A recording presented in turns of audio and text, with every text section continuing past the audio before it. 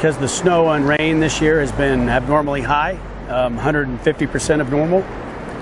The water is still flowing at a rate that makes it unsafe to get into the river.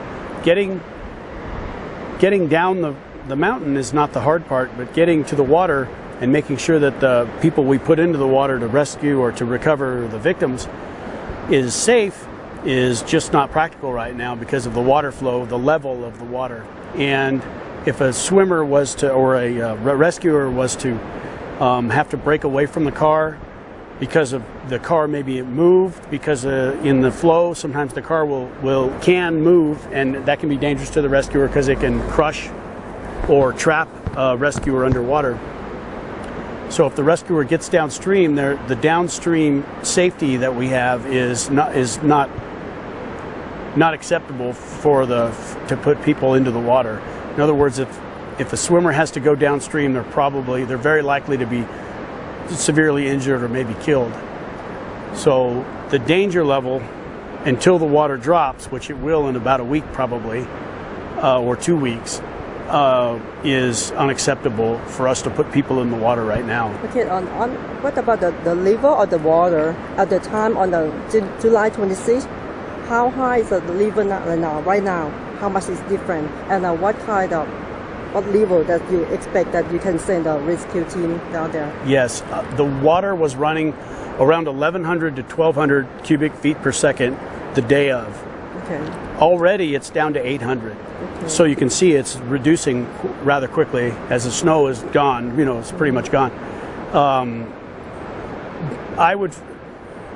We're going to reassess around 400, probably 600 to 400, and we expect that to come because it normally will drop this time of year.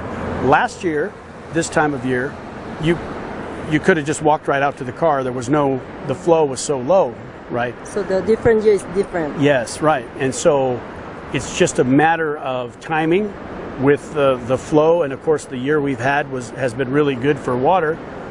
And so we just have to wait for it to drop. And now, like I said, 400 is a number I would like to see, but we're making assessments, and if the risk is acceptable at whatever number before 400 or whatever after 400, we'll assess it, and if it's acceptable risk, then we already have a plan in place to recover the victims.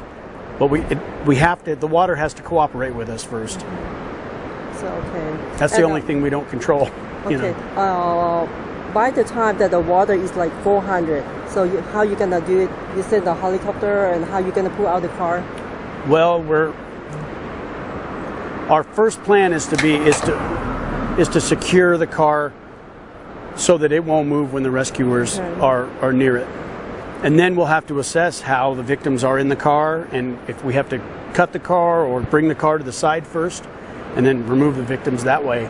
And then, and then there's any number of options available to us, like the helicopter. We can use the helicopter to sling the victims up in the air and take them, to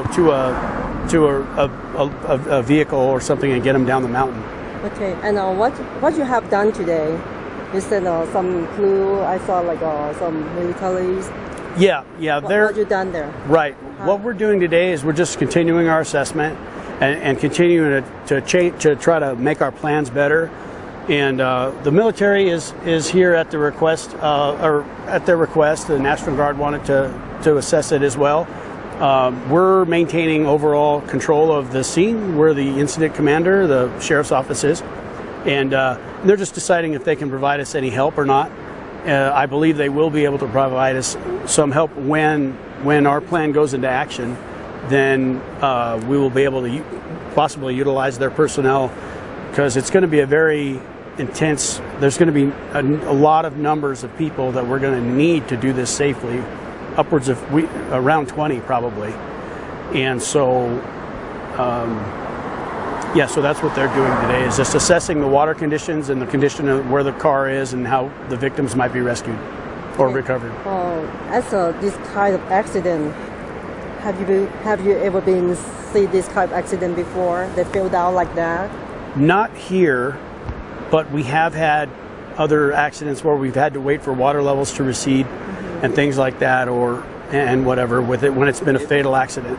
So no, this had happened, but not like that, not like this one. I've never seen an accident at this particular spot or anything like that, if that's what you mean. But we do a lot of water rescue of live people and also deceased people in water just like this. So we have a lot of experience in this type of water, and so that's why I'm confident in telling you it's too dangerous to get in the water right now. Okay.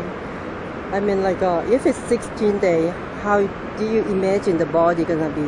I don't know. I honestly don't know. Okay. That's not my thing. I don't know. Okay, since this is a news that not just a family that is waiting for the body, but all Thai people around the world, they're waiting for this news. And how cold is the water? I don't know. Honestly, don't know. But it's recent snow melt, so it's very cold. I mean, if you got in without a wetsuit, it would take your breath away. And a lot of people drown in water like this because they jump in and they go, oh, it's cold, and they take a big gasp of water, and then they can't swim very good, maybe, and they drown. So this is dangerous, very dangerous water if you don't know what you're doing. Okay. Since on July 26th to today, any more rain? Yes, actually, last week. Almost all last week, and continuing a little bit now in the backcountry where this river originates from. We got a lot of rain because of the monsoonal moisture, I guess, that was coming up from the south. I'm not a weatherman, but I mean, that's what I understand. I was in the backcountry last week myself and got rained on quite a bit, so I know it's raining very hard back there. So that does swell the water, and it doesn't come down as fast as we want it to, because it adds, the snow and the rain add together, and obviously that makes more water. So. Okay. You have exactly time that since you come to survey today, like how many days that you think you're gonna do the recovery? Oh, I see what you mean. I would estimate anywhere from 7 to 14 days. But that's just an estimate. I mean, based on what we're seeing with the flow, how it's dropping, and our day-to-day observations of the water and the condition of the vehicle. Okay, so you send somebody to check on the level of the water every day, normally? We're checking. We watch the water level from the gauge upstream. I mean, we probably check it 50 times a day. We're checking it all the time. Okay. Yeah. And since you sent a drone today, you see any body inside? No, we weren't looking for any. We weren't looking at the victims per se. We were looking for spots we could anchor off ropes and things like that, and make systems that would allow us to get a swimmer out there safely, and also to rescue a swimmer if they would go into the water, and to get them out of the water before they got to the what I consider lethal rapids down the way.